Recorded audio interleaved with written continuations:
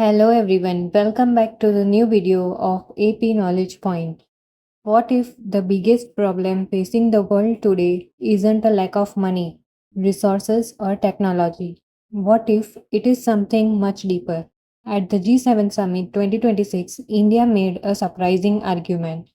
The world, according to India, is suffering from a trust deficit, a shortage of trust between developed and developing nations, a lack of confidence in global institutions, and growing frustration among billions of people who feel their voices are not being heard. But exactly, is this trust deficit? Why does India believe it is becoming dangerous?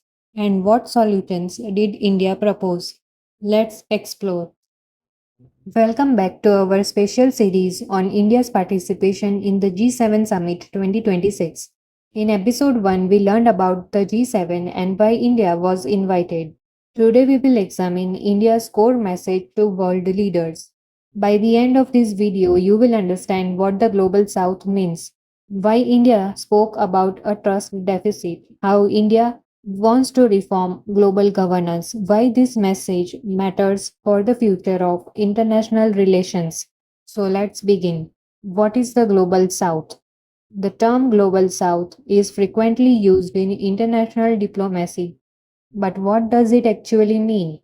The Global South broadly refers to the developing and emerging economies across Asia, Africa, Latin America, the Caribbean, and many Pacific island nations. These countries are home to most of the world's population, yet many of them believe they are underrepresented in global institutions.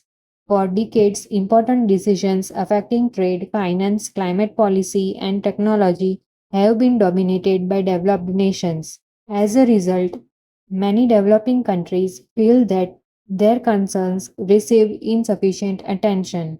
India has increasingly positioned itself as a bridge between the developed world and the global south, and that role was clearly visible at the G7 summit. The trust deficit. One of the most important ideas presented by India was the concept of trust deficit. According to India's leadership, many global challenges are not caused by a shortage of resources. Instead, they are caused by a shortage of trust. Consider some examples. Developing countries often question whether climate commitments made by richer nations will be fulfilled.